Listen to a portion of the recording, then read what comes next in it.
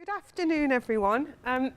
As you can probably tell, my own well-being is a little bit challenged this afternoon, so I've got a really heavy cold. So I'm only going to be speaking for a couple of minutes. But I don't know if you realise that Police Mutual's purpose is about improving lives. And we've been working with PSAEW for quite some time on the wellbeing agenda. This is the second year that we have funded their resilience survey, but it's the first time that we've done a joint survey across the UK so that you can get those national comparisons. I don't have to tell you that your wellbeing is hugely important. I've been working in wellbeing for some time now, and no matter what you get paid, nothing is worth foregoing your wellbeing.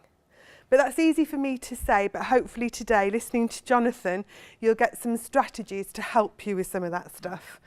And obviously being well allows you to support other people. You're setting the culture, you're setting the tone in your organisation.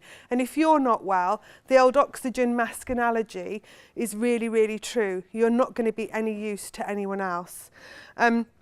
And obviously our aspiration is that by doing these resilience surveys, they drive some real change. And I know that Ian is going to talk to you about the work he's done so far with the MPCC and what's coming through on that. Before I finish, I just wanted to ask a question. Does anyone remember a few years ago, Police Mutual did quite a lot of work around financial risk in the police service? Show of hands? Marvellous. Well, I just wanted to plug that we have just done that work again. So we spent a significant amount of money working with Experian, looking at financial stresses and strains in the police service. And we've literally got a dashboard for every force in the UK. So if any of you are interested in finding out what the latest position is, please do come and see us on our stand. Or alternatively, email me, claire.long@pmas.co.uk. We've also got information around the superintendents, which we're hopefully going to share with our own workforce group. Okay, so that's me, really short and sweet. I'm now going to hand over to Ian. Thanks very much, Claire. Good afternoon, everyone. I started about 10 minutes ago with the morning's tie on, but then Jonathan, who you didn't see this morning, came with a different tie on. He said he had to change his tie so that he knew that he was in a different presentation this afternoon, so I thought I'd take mine off, so that's why I'm looking slightly scruffier. So I chair the Personal Resilience Working Group within the NEC, and as Claire just said, this year was the first time we did a wholly national survey across Northern Ireland, Scottish colleagues, and obviously England and Wales. And you will, if you've seen your branch report and if you've seen the national survey report which was published, you will say, okay, well, so what? We're all working really hard, we're all working too many hours, we all love the job, and people are under a great deal of pressure. So what are we going to do about it? What's the point of doing the survey? Because we could probably predict most of the answers. Before I say any more on that, I must just not forget to say that the £15,000 that it cost to do the national survey was funded by the Police Mutual Foundation, and we're very, very grateful for their continued support because it does make a genuine difference, and hopefully you'll get a sense of that. What I thought I would do for about 10 minutes is just talk a little bit around what we're doing with the survey and show you some of the headline of the presentation that myself and Dan Murphy, the new National Secretary, took to the Police Chiefs Council back in July, and we're taking a very similar presentation to the APCC meeting at the back end of September to try and socialise some of these thoughts with chiefs, and I'll talk about that in a minute. But then the main body of the afternoon is going to be listening to Jonathan. I've worked with Jonathan for about 8 years, starting in Bristol when I was a superintendent there, and Jonathan specialises in leadership development, and particularly this issue around managing resilience and working in complex, busy environments. And rather than just loading you with a load of data today and telling you what you already knew, we thought we'd try and give you a takeaway. So hopefully you'll get something really useful out of today. If you're highly organised and capable, then great. You can tick all the boxes and say, "On, I good." If actually you're a bit disorganised, you might take something away that might make your working life a bit better. And there's some stuff you can take away with you, which hopefully you can share with colleagues when you get back into force. So hopefully you'll get something useful out of this session. So this is just a quick canter through what we talked about with the chiefs. And I have to say, I wasn't quite sure what I was going into when I went up to I can't even remember where it was now. It was somewhere near London, and I met Dan. We had breakfast, and off we went, expecting 20 minutes with the chiefs. And Sarah Thornton was in the chair, and we weren't quite sure when we were going to get on, so we were kind of hanging around waiting with Federation colleagues actually. And then eventually we got invited in, and we had well over 20 minutes. They were really, really engaged with us, and we ended up being in about 40 minutes. And there was an awful lot of positivity from the chiefs. Now you could say, well, that was a bit of showboating because they want to represent themselves positively to the association, but the support we had from individual chiefs was really quite significant. There was one really stupid question which I'll mention a bit later on, and actually I didn't have to answer that question. It was picked up by the chiefs themselves in terms of putting people back in their place. So there's a real buy-in to this work, is what I'm saying. If you've read the survey, forgive me. If you've read your branch report, it may be slightly different to what the national figures are saying, but no surprise, we all love what we do, don't we? And therefore, we probably put our own well-being at risk sometimes because we are so keen to do the right thing. It shows that we're under increasing pressure, barely able to have a day off. Unlike chief officer colleagues, we know we've seen a 25% reduction in ranks. That's more significant at chief superintendent than at superintendent, as you know. Just out of interest, hands up, supers, chief supers. If you're a superintendent, hand up. Excellent, because if I say supers and chief supers, you'd all put your hands up and we'd be none the wiser, wouldn't we? So there's just remember, if you're a chief super in here, we are part of the problem, because actually the people who we are line managing are superintendents. So when you're looking at this thinking, that's dreadful, isn't it? Actually, we may be part of the problem, so don't lose sight of that. Pardon? Yeah, I'm sure it doesn't count for any of you at all. This was a really interesting one in terms of anxiety and depression symptoms. You recall when you filled in the survey, it's the same question set that you would get if you went to see your GP. One chief constable, who should remain nameless, said, oh, well, surely people aren't telling the truth, are they? Really trying to dismiss these figures. And I have to say, Andy Rhodes, the chief from Lancashire, stepped in straight away and said, no, they won't be telling the truth, because the reality is it'll be much worse than this. And he then got back in his box, the other chief. But this is, I think, one of the most important and significant changes from previous surveys. Much higher levels of anxiety, in particular, which is, you know, in terms of your long-term health, we know that it will have long-term impacts. That's just a bit more of the detail there, really, in terms of mild and moderate to severe. Really quite worrying. When I certainly said it, my chief in Avon and Somerset, his eyebrows were in the top of his forehead.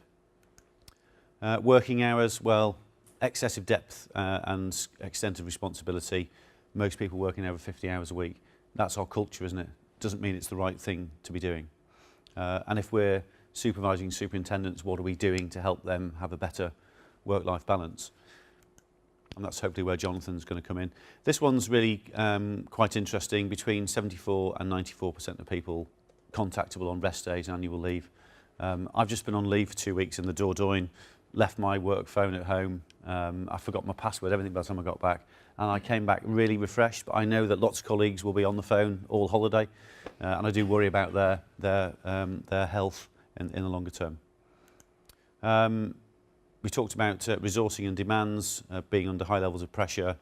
And they're 86% saying the demands of their job have increased significantly. Well, if you take out 25% of the workforce, don't be surprised that it's going to be picked up by those who are left working. Is it possible to say where the 27% are? Really? Is that particular roles, particular forces?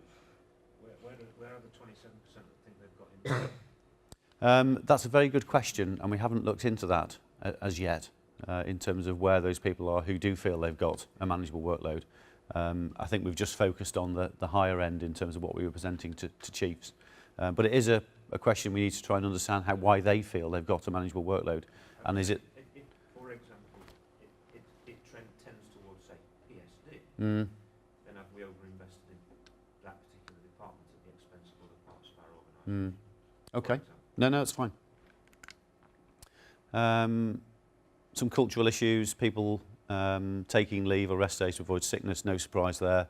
And then over half of us saying that it's unacceptable to admit failure or mistakes. And that really chimes with Victor's comments earlier about we are still a blame culture organisation, which I think further compounds the pressure that people find themselves under. So all of these points I'm going through is what we shared with the chiefs, and I have to say it really did land exceptionally well. Well, what else are we going to do? So we really posed them a question: what sort of employer does the police service want to be? Do we want to be an employer where we break people? And as you will have heard and as you're aware of, we only find out that people are breaking once they're broken, because people don't often admit that they're struggling or in trouble prior to them going off sick, and then we never see them again. So what are we going to do? I'm almost at my last slide. And we want members to be able to perform their duties to the best of their abilities in the workplace, to have control, supportive management, vital rest and recovery time to improve their performance and their health. That's what we want. So what do we want Chief Constables to do? Well, we said to them, we'd like you to make sure that all of your forces are providing health screening. I've just been for mine earlier. My thumb was still bleeding about half an hour ago. If you haven't had a health screening, book in with Claire's team, and you can have a 20-minute health check while you're here. But that's the sort of health screening we're looking at. It's not expensive, but actually it can really importantly headline early issues that you may have with your own health. Hands up if your force provides health screening? Intermittently. So perhaps the takeaway from you is, when you're next meeting on a one-to-one with your chief, be posing this question, because we raised it at NPCC. Most of the chiefs or the deputies were there, so you'll be raising an issue that they're already aware of. What we're also asking is that we actually provide training and skills for superintendents. Hands up if you have a training course in your force for new superintendents. Ooh, about 3 hands. It's quite patchy, isn't it? Normally it's somebody takes on the role of superintendent, and then somebody like me or you will say, right, here's how you do a section 42 extension, here's how you do a PND. If you get any problems in the night, give me a ring and we'll coach you through it. You just find your own way, don't you? So there's much more that we should be doing around the really important role that we have. And then thirdly on there, who records their hours accurately? Oh, this is worse than this morning. There's about 5 hands up there. I used to, but I stopped because I couldn't see the point. It just didn't make any difference. And that's the reality, isn't it? Whatever hours you do, no one appears to take any note of it. And no difference whatsoever. Yeah. The training put in as well. We used to do those courses with the College of Police here, that you were supposed to be chief inspector, superintendent. But to be honest, they were more aimed to sergeants and inspectors. I think the roles that it feels like in our force that we're doing have outgrown what the training syllabuses are. And it just feels a massive disconnect. Yeah. We've got those 4 courses used to go, which was a big abstraction, and you just see disengaged from it. Going on a diversity course, well, don't call people silly names. I mean, is that really what you want from your senior leaders? It just felt completely inappropriate. So there's a big gap in the market there, and I know the college. Is anyone from the college here? Before I say something derisory, the college have got a gap to fill there, but we've also got a gap to fill either regionally or in forces. In terms of the annual health screening, have you had any feedback yet from the forces across the country about whether the chiefs got the appetite to take that on? Well, a lot of forces are doing it. It was certainly well received at Chiefs Council. So it really is now for chairs and secs, which is why you're here, to have those conversations with your chiefs and say, actually, for... We have, and yes, up for it, but the will is there, action is yet to materialise. Yeah. I mean... Can I just start off on Thames then? So all 3 of us are from Thames course, and it's quite open. We've had quite a lot of us have come on this conference, which is a good level of shows a level of support. Thames aren't brilliant at everything. Some things we're not really good at all. But we've had a long period of consistent leadership and interest around wellbeing. In the survey, I don't think we don't come out sparkling in everything, but I think we do come out better than the national average.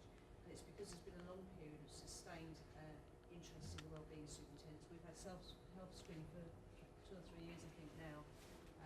We've taken part in the Durham staff survey Yeah. for the last 2 years, and we're into our 3rd year with that.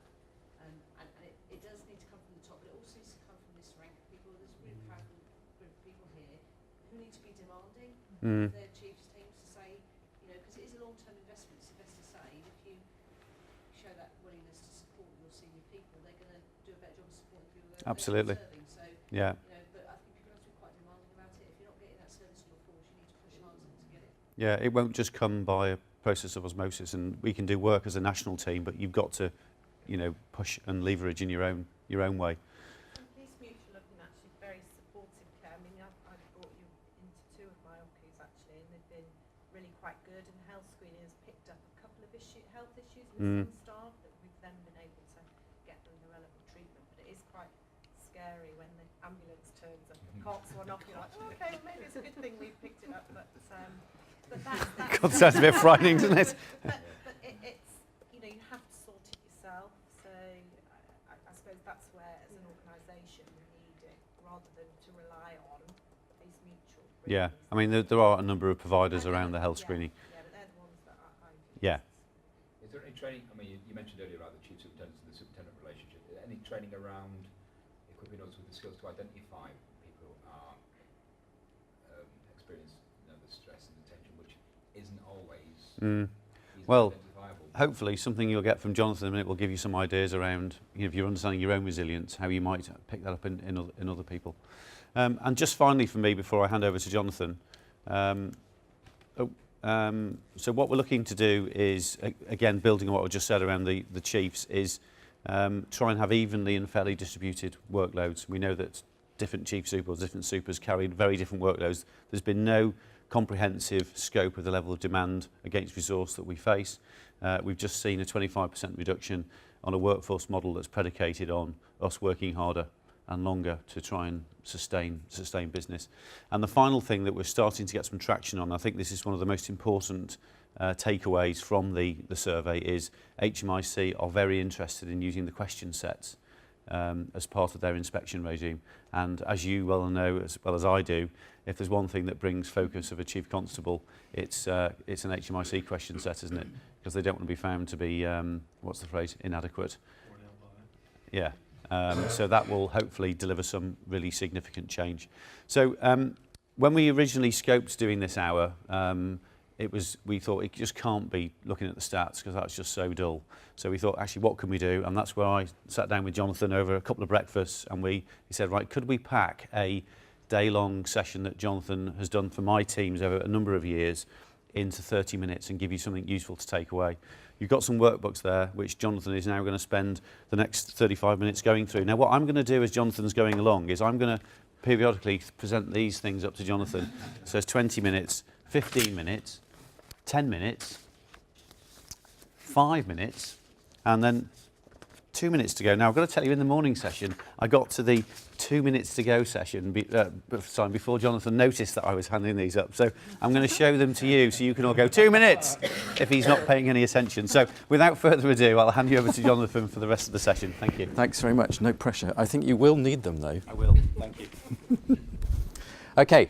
Thank you very much, everybody, for choosing to be here and choosing this as a stream or as a thread to come and hear. There are plenty of other really interesting workshops you could be in, but you've chosen to be here. So I guess that means that you are interested in how to thrive in the pressure cooker.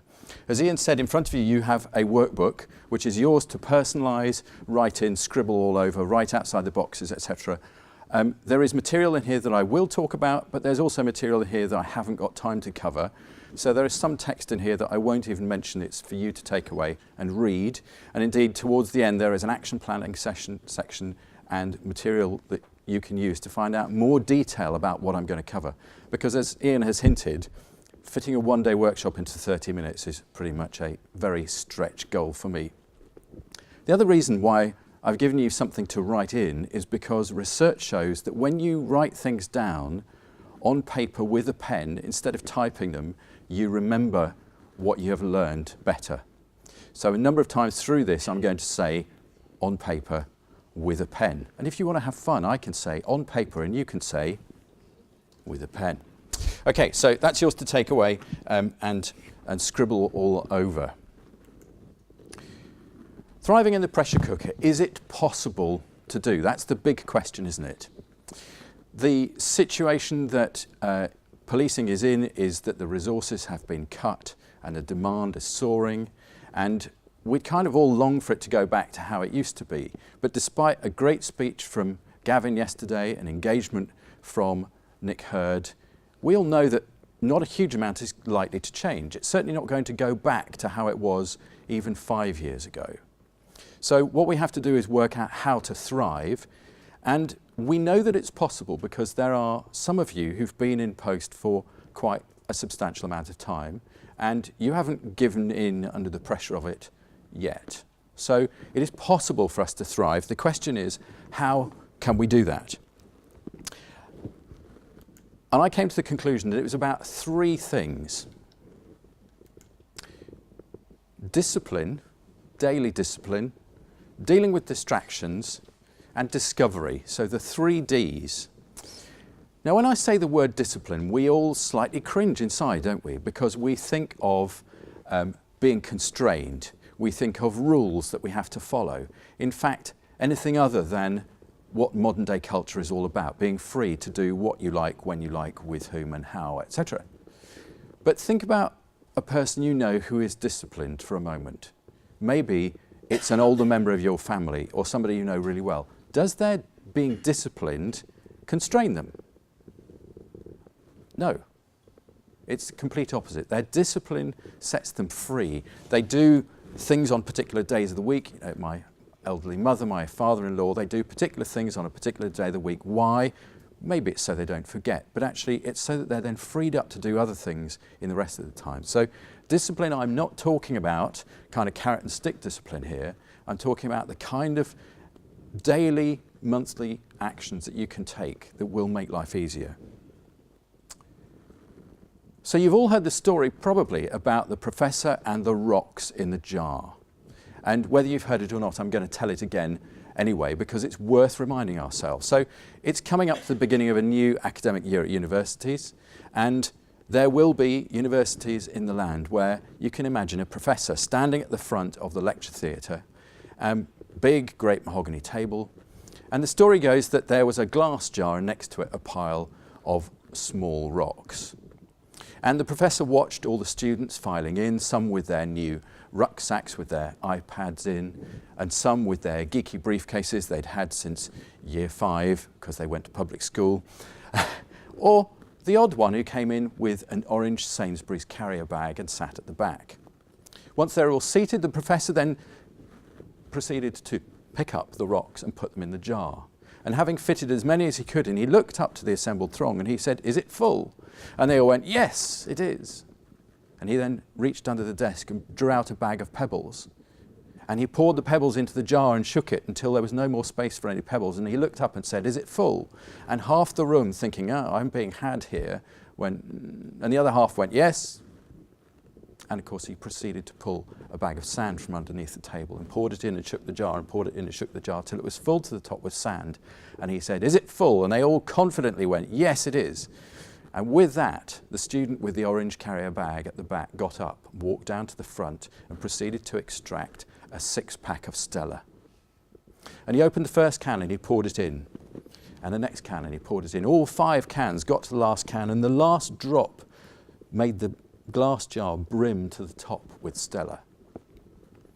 And he said, "No, the moral of the story is it doesn't matter how life your full is, there's always room for a 6-pack of Stella."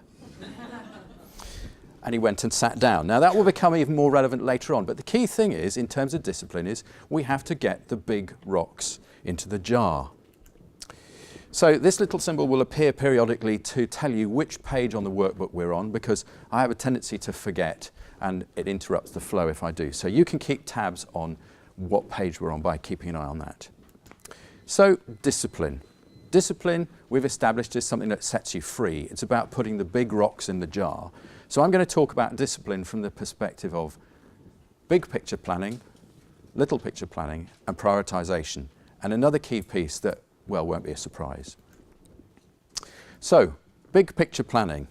When we put the rocks in the jar and we're clear on what we're doing, it helps us to be able to know that we're making progress, but it helps us to be able to resist some of the pressures that we get. Now, normally I would walk through this mind map at length and go through each of the branches, but you probably can work out what they're all about.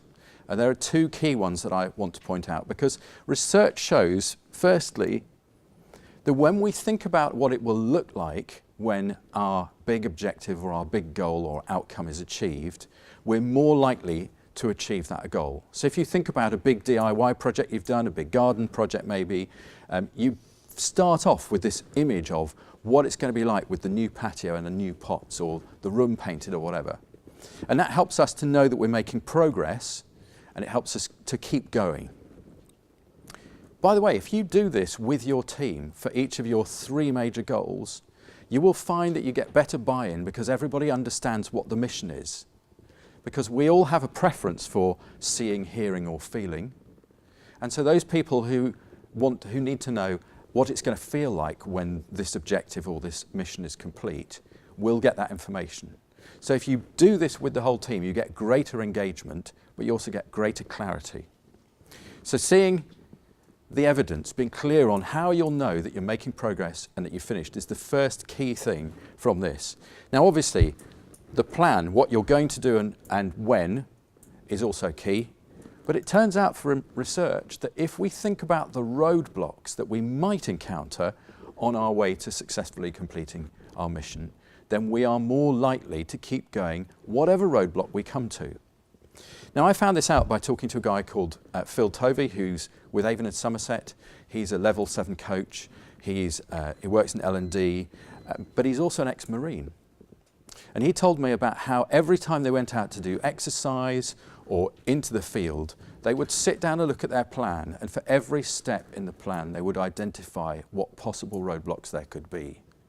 And then they would put in place a mitigation strategy for that. So obviously things like equipment that breaks down, but whether they're outnumbered, whether the ground isn't suitable for what they intended to do, all of those things they think through.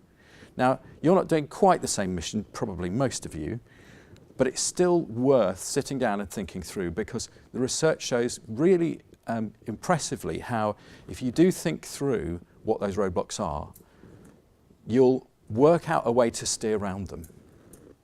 The Marines don't have time to sit down and have 7 meetings and read 3 white papers of alternative suggestions as to what to do. They don't have time.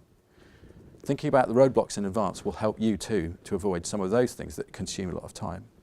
And there's another thing that thinking about an outcome helps you with, and it's that classic command and control situation that you get into.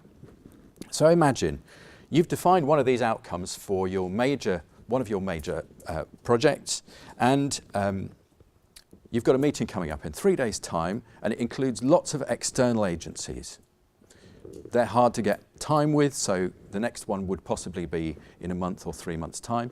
Only you get a request that comes from HQ that says, the chief wants you in a meeting in 3 days' time, all hands must attend. Now in the past, you would have accepted it and just done it because of the authority that it comes with. But having thought through your outcome and your mission clearly, you're then more able to go back and say, okay, I can come, but if I do that, the impact on this main program will be this. Which would you rather I did? And it may be that they then say, well, this is the number 1. And you'll then maybe raise a red flag and go, yeah, but how many other number 1s are there? And haven't you had this situation? Oh, today this is the chief's number 1. Tomorrow there's another number 1. Now I know that the wind of politics blows and changes what's the top priority often, but it's worth, again, calling out. The other thing that doing it this way enables you to do is it enables you to send somebody as your delegate to the external meeting, knowing that they understand what the mission is. So your job as a leader is not to build a load of followers, it's to build a load of leaders. One of the key things, though, is that we are not clear on how much time we actually have. So I'd like to do a bit of research with you, and you may have to go back a page in your workbook. So imagine that this represents the 24 hours that we all have in a day. Roughly, let's hear from a few of you. Roughly how many hours sleep do you get a night? Anybody? 8? 8? 7? 7? 5? 6? Okay, so thank you. I'm going to go with 8. So 8 hours out of your 12 is spent sleeping. Now we won't do the research in the room because it could be a little personal, but let's just say hygiene factors, a little bit of anecdotal research that I did, that consumes around about 2 hours out of your day. And sustenance similarly takes around about the same. So you are left with 12 hours after you've slept and eaten and washed. And yet we behave as if we have more than that, don't we? When the pressure builds, the first thing we do is work. Often people work late. And we think it's okay, I'll spend the evening with the family, and when they go to bed at 10 o'clock or whatever it is, I'll just do a couple of hours later until 1 o'clock in the morning or whatever it is. Thinking that you've not deprived them of your time and therefore that's the best thing to do. But what's the knock-on impact? It's that the following morning we're tired. So not only are we grumpy with our family, we're grumpy with our colleagues as well. And they go, what side of bed did you get out of this morning? And the answer is, well, I just didn't get in there early enough. You're not going to squidge the time on your hygiene. You're not going to not wash, are you? But we will give up sleep, which is probably much more fundamental to our well-being, really easily. And I think Claire would probably agree with me. It's the one if there's one thing that we need to pay more attention to and give more time to, make a big rock in our jar, it's sleeping and part of well-being. So there's 12 hours. Now, then you have to commute to work. So roughly, what's your commute time, anybody? 40 minutes each way, so it's about an hour and a half. What else? Hour and a half. 2 hours each way. Okay, so it's anything from 2 to 3 hours on average. So we've lost another 2 hours, and now we're down to 2, 4, 6, 8, 10. And then roughly, whether you go to the gym, go for a run, go for a walk, do some gardening, watch the telly, you're going to spend around about an hour at least doing that each day, and hopefully an hour with your friends and family. I know the research says that we all watch 3 hours of television a day, but I doubt that's true for anybody in this room, whether it's television or cat videos, of course. So you're left with 2, 4, 6, 8 hours in your day, and that's all that you have. So here's another piece of research I'd like to do with your help. Think for a moment about how many hours a day you deal with interruptions. Just think for a minute. And I'm going to ask Ian first because he's my stooge. So Ian, roughly how many hours a day do you spend dealing with interruptions? This is where we get to complain about the open plan working, which is all the vogue. That open plan working has caused an exponential growth in my interruptions. And I probably interrupted at least 4 hours. 4 hours out of the day. Okay, so if we go from 0 to 8, then roughly Ian's losing 4 hours a day to interruptions. What about some of the rest of you? How many hours do you lose to interruptions?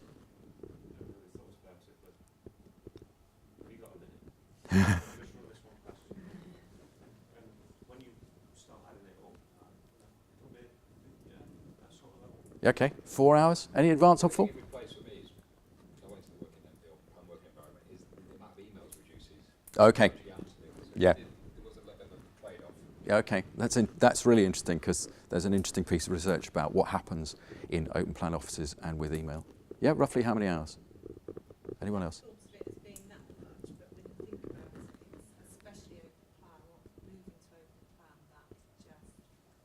Yeah. Yeah. 2 to 3 hours. Any more? The bit around it again is it's a bit of a loaded question because the money Surely not. spent saved or going to open plan Yeah. allows us to maintain numbers of staff. Yeah.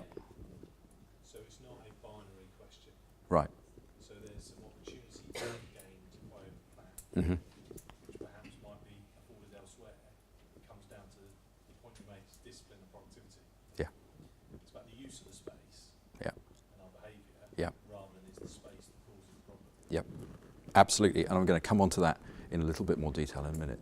So it's anything from 3 to 4 hours a day. So let me just indulge me for a minute, and we'll say it's 4. So you've now got 4 hours a day to do deep work in. How many hours a day do you plan to be interrupted for? Broadly none. So you go to work each day thinking, I'm going to do 10 hours work or 8 hours work, and yet you're already in debt before you even walk in the door.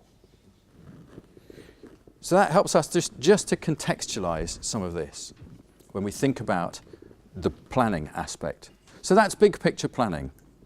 Let's go on then to little picture planning. And in order to do little picture planning, we have to think about prioritisation. So page 11 in your workbook. Now, prioritisation, it turns out, is a very difficult thing to do. Has anybody read, thank you Ian, I saw you. Anybody read Eat That Frog? So it's a productivity methodology that says if the worst thing you had to do every day is eat a live frog, everything else would be easy. So take your to-do list and identify the frog. Well, that's just picking one item off the list. The reason it's hard is because the bit of your brain that has to do prioritisation is also the bit that holds to-do lists. And it's the frontal cortex. It's actually the bit at the front of your head. And it's got a very small working space. It's a bit like me asking all of you to dance on this table. Okay? A, the table isn't strong enough, I know, but B, you couldn't fit. So we have a small, if you like, stage and lots of actors we're trying to keep on the stage at the same time, and then we're trying to get them in order. And there are actors who want to get on the stage, and there are actors who are trying to get on the stage, and we just can't do it. So you may have had this experience of doing some prioritisation, and it become actually almost physically exhausting. You run out of energy, it's stressful, it's just difficult. So what you need is a simple strategy and the daily discipline of doing it. So on that page, there is one at the top of the page, which is Moscow Rules. Now, Moscow Rules comes from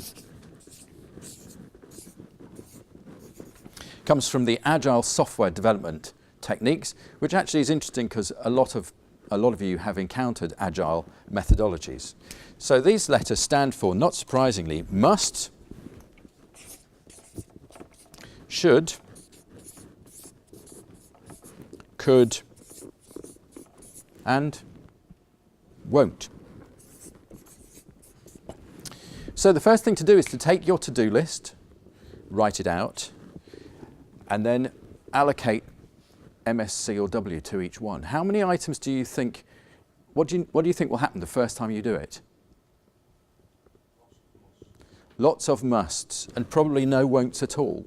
So you have to take it and do it in an iterative process, and do it 2 or 3 times to get to having some won'ts. And as it turns out, only 2 or 3 musts. And the reason I say that is Franklin Covey recently did some research which is described in their book, The 4 Disciplines of Execution. And it shows this. If you have 2 to 3 goals, we're talking big goals like big picture planning, you will achieve 2 to 3 of them. If you have 4 to 6 goals, you'll achieve, any guesses? 2 to 3 of them. So who's read the book or seen the videos? Okay, so if you have 8 to 12, how many will you achieve? None. 0. And yet, I guarantee that you will have 8, 10, 12, 15, maybe 20 must-do things. Maybe what you need to do is group them together to get around it. But this is because when we have lots of things to do, we have to switch. And we'll talk about the problem with switching when we get onto distractions in a minute. So there's a quick and dirty way to do your prioritisation. Now, normally what I would do when I do this as a full-day workshop, I introduce at least 3 different ways of doing it so that you have something to choose from. Because I believe that time management courses don't work. And the reason they don't work is because they're often somebody like me, maybe who's written a book, and by the way, my book title will be Thriving in the Pressure Cooker, thanks to Ian, who stand up and say, I have the solution to how you can be more effective, and it's this. And they say, this is the process to go through, you'll be done. So when I run a workshop, I basically try to give lots of tools. Today, I don't have the luxury of that, so here is one. I will be writing articles, and in the back of your workbook tells you how to get them, on some of the other processes. There are some very complicated from people like the US military, and there's one that's much simpler and more straightforward that is actually a little bit better than this. But we've got to prioritise, haven't we? So when you've got your prioritised list of things you're going to work on, the bottom of that page has got a thing called what I call the Brogan 9 box. And the idea of this is that you take your to-do list, you estimate everything that's on it, and you split it up into 20-minute segments.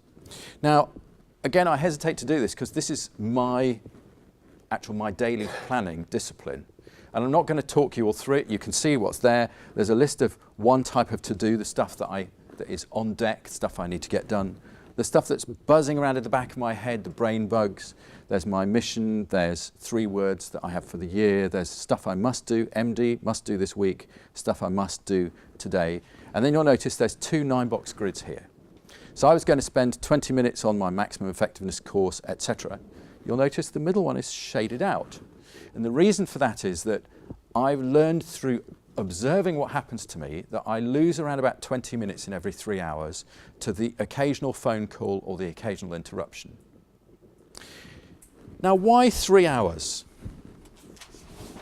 Well, because if we go back to this, you've only got 4, if our maths is right collectively, you've only got 4 hours in which you can possibly do the deep, concentrated, meaningful work that is what you need to do in your role, right? So, yeah, you've got an hour spare, but if you do 3 hours of solid work that you planned, your level of satisfaction will massively increase. I would only say you can fit 1 9-box grid into your day because that's all you've got time for. So you'll be saying, well, Jonathan, why have you got 2 on this page? And the answer is, this was the day I was working in a coffee shop. So I wasn't going to get interruptions from anything other than the occasional phone call, and hence why things are shaded out. But what I'm suggesting to you is that you use that 9-box grid to just populate on a daily basis. And yes, I said daily. This is quick and dirty, right? This is a cheap binder with cheap paper in it, and I do the same thing every day as a discipline. So 8 o'clock, my household leaves. I sit down and read the Bible and pray for half an hour. I pick up this and I rewrite the entire lists, and I do the 9-box grid for 15 minutes, and at 9 o'clock I get started. You'll feel so satisfied if you just do 1 3-box grid, 1 9-box a day. You will feel incredibly satisfied. You'll feel that you're really motoring through stuff. So that's a way to do your little picture planning, which is less detailed, it's quick and dirty. Do it in whatever makes sense, your day book, a journal, whatever it is that you can do. So those are the key things of discipline that I was going to talk about. Big picture, little picture, and prioritization. But of course there's something that underpins all of that, which is well-being. Which of those rocks in the professor's jar would you write well-being on? Do any of your rocks in your jar say well-being on them? Because there are people in this room who spend their time on long-distance bike rides or shoveling coal in steam trains at the weekend, or any number of other things that it would be interesting to find out from you what you do. But we all have something that we're interested in, and it's important that that rock is in our jar. So we plan to spend time on our well-being. And hopefully, by having a big picture and then little pictures, you can also have a big picture for your well-being and work out how you're going to fit that in. And maybe in your 9-box grid, you need 20 minutes where you can just go and be. So the problem with the analogy of the rocks in the jar is this: it's full to the top. There's no room to breathe. There's no room to be a human being. What it implies is that life should be you covered in a pile of rocks, a pile of pebbles, a load of sand, and soaked in Stella. And I don't think that's a very good idea, is it? Anybody do mindfulness practice? Anyone had a go at mindfulness? So there are a few nods in the room. Without necessarily going into detail about it, the research shows that mindfulness has a massive impact on your well-being. And it doesn't have to be a Buddhist-like meditation where you try and spend 20 minutes emptying your mind. It can be as simple as sitting down with a decent cup of coffee and just enjoying the coffee. So you could practice mindfulness daily by not reading a report or doing email while you enjoy that cup of coffee, of not having a sandwich at your desk every day, but of actually taking the time to enjoy the sandwich for what it is, enjoy the taste, enjoy the coffee for what it is, or just have a conversation with somebody with no other agenda than getting to know them better. Okay, the next bit, having thought about those things that are about discipline, is all about dealing with distractions. And we've said quite a lot about the external distractions of this already. And you've already mentioned what mainly they are. They're what I would call a drive-by. And they're often, boss, have you got a minute? I don't know if any of you have tried this strategy, but one of the best answers is, yes, I have a minute now, or you can have 30 minutes at 4 o'clock. And often what you find, assuming that you're going to be human about this and obviously sense whether it's a desperate situation, often what you find is you come to 4 o'clock and they go, no, there's no need, boss, I found out what I needed to do. Bingo, result. They've learned something, you haven't had to be involved, your distractions are minimised. When I started work at Hewlett-Packard, so 25 odd years ago, you could order from the stores a pair of these. And not only, they were intended, of course, to give you a quiet environment, but there's actually a visual cue thing going on as well. Now, I wouldn't suggest that you would wear these in your open plan office, but you might do something like that. Yeah, we've all got teleconference headsets, and it sends a message to people that we're in a teleconference, and guess what? A lot of the time in teleconferences, we're silent, so no one can tell if we really are or we're not. You could also, of course, use these, but when we see people with those little white wires hanging down, our general assumption is that they're listening to music or watching YouTube videos of cats or whatever. Alternatively, you could go for a very low-tech solution, of which I've got a few examples here. So these are from a PDF you can download from 10,000feet.com, and I literally printed them out last night. So there's a red one, a green one, and an orange one, and little slots you can cut out to put on the top of your laptop or on the cube wall. And this one says, orange, it says, I'm not ignoring you, I just don't care. Very simple way of doing exactly the same thing. We need to set some rules, some etiquette. You've heard of KPIs. What about KBIs, key behaviour indicators? So it's okay to interrupt me if there's a green flag, that's fine. It's not okay to interrupt me if it's orange or if it's red. So work out a way with the other occupants of your cube farm, what's an acceptable way of doing it? And it might be the ear defenders, but you might have to steal them from the rifle range or buy your own. There are also internal distractions. I reckon on average, you probably have 20% external distractions and 80% internal distractions. And as we've said, the problem with distractions is it causes you to switch. And by that I mean switch from task A to task B. Now, depending on what you read, switching has a cost implication to your brain of anything from 15 to 25 minutes due to something called attention residue. So imagine that you're working on a detailed report, you're sitting with your laptop open, and that little Outlook box appears on the screen. Sender's name, first line. Yeah, you're laughing. Who hasn't got it turned on, by the way? You've turned it off. Brilliant. Why did you turn it off? Because it's a huge distraction. Yeah, exactly. It sucks your attention. And that's just one way that we've set ourselves up to be distracted. But it's worse than that. Anyone remember these? What was the generic name for a Palm Pilot? A PDA, a personal digital assistant. And if you had one, it was like, oh, look, I can do my whole diary and everything else in this. Isn't it wonderful? Today, that looks like this. Notice how we've moved from the first ever iPhone to the latest one. We've doubled the number of apps on the screen, or they have doubled the number of apps on the screen. So that we've doubled the number of things that can distract us just by picking up our phone.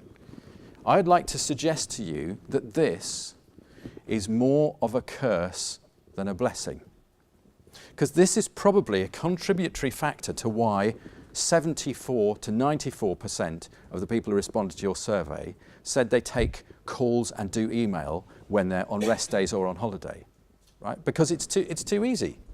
Now, we have a rule in the house that is when there's a film on the telly, screens are not allowed in the same room. When you're eating a meal, screens are not allowed at the table. And our children, both teenagers, delight in ticking us off as parents when we break the rules. And some people have also got these unwritten rules of you go out with friends to a restaurant, the first thing you do is you make a pile of your iPhones or your phones in the middle of the table, and the first person to pick up their phone pays the entire bill. because massively distraction. There's a pub in Bristol that's built a kind of anti-Wi-Fi thing around it, so you actually can't get a signal inside at all. This is hideously distracting. We are completely addicted to it. But it's designed to be addictive.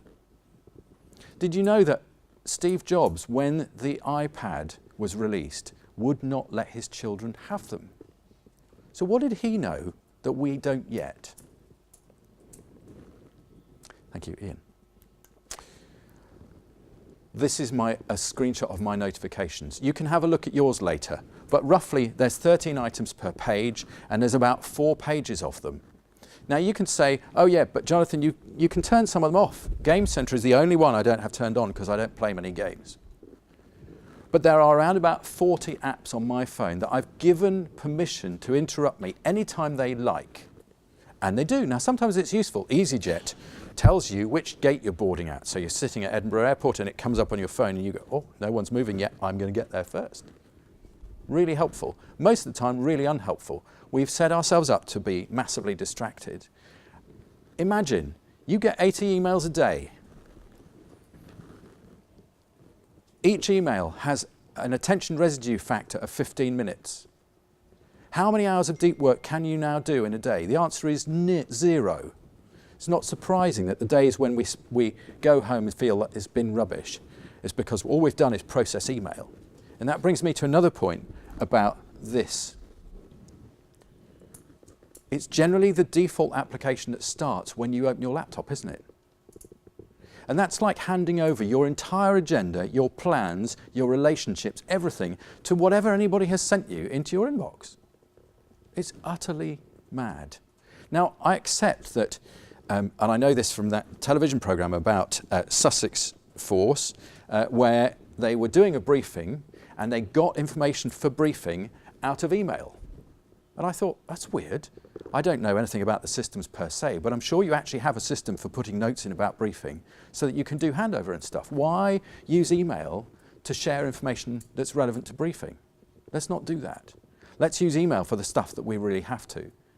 When you're in a cube farm, somebody who's 10 metres away from you is more likely to send you email than to get up off their backside and come and talk to you. It's outrageous. So this is a great tool. It's an important tool. I accept that there are times when you may be on gold command for the week and you need to be interruptible at any moment. That's when the little flashy light on your Samsung phone or your BlackBerry is really helpful. It alerts you to something. Why not plan to do no deep work in the week that you're on gold? Then when you do have the opportunity and nothing goes wrong apart from an owl flying into the power station, as Ian encountered a couple of weeks ago, nothing happens, you can get some extra work done. But don't plan to fill it with detailed work that week. That's madness, isn't it? So this is also distracting. You're writing a boring report, you think, I'll just check email because I'm bored. You flick to the email list and you see just one that you think, oh, what have they said? So you click into it and you read it and you don't take any action, you just read it and you go, oh, I'll get on with my report, and you go back. You've lost 15 minutes of deep work time, or maybe 25 depending on your personality type. Your brain's still thinking about that email, and probably it's also thinking about the things that you didn't realise you'd seen, that you're saying, oh, there was an email there from so-and-so, I think I need to read that one. And because you've been distracted, you now find the report even more boring to write. So you go back to email again, and you just check another one, and another one, and another one. Right? So this is hugely distracting. You can get it to show it in a different way and not show this first line. You can sort it by person so that you say, if you imagine your big outcome that we're talking about at the very beginning, your big outcome, you know the people that you want to hear from for it.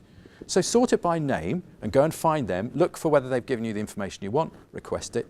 If they haven't, close Outlook and do it again. It may be that you're able to not open Outlook for the first 90 minutes of the day so that you can do that deep work. Use the advantage that you may have.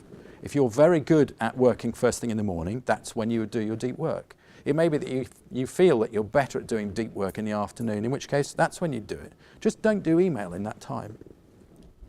The other thing we can do is you can use settings in Outlook to change the colour and the font pitch.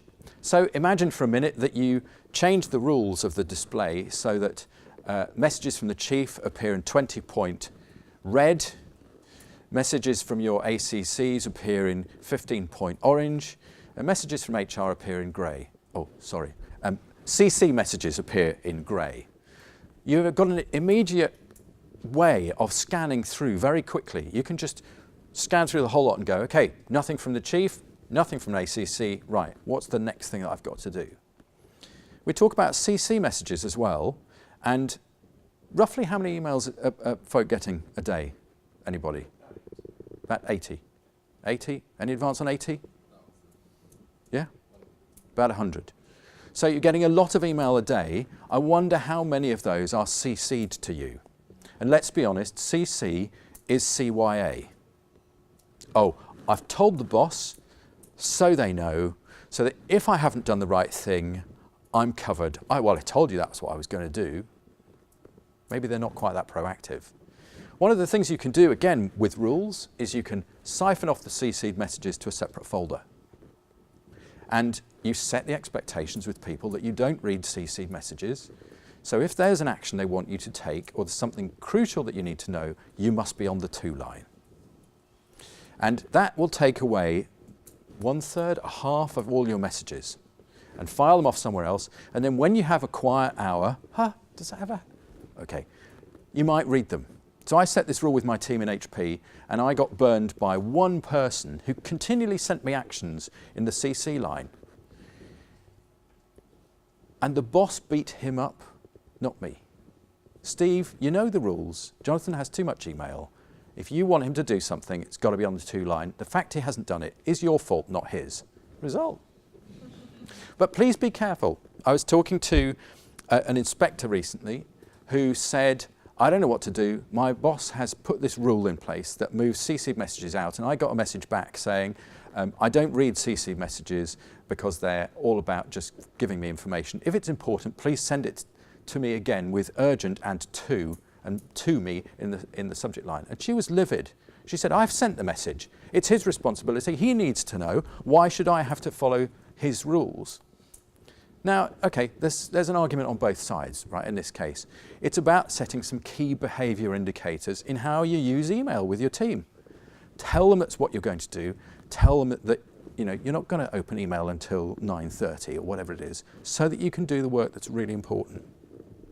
So that's enough about distractions, and we come on to discovery. So this is about learning about what happens to us. Remember, Socrates said, the unexamined life is not worth living. And it's still true.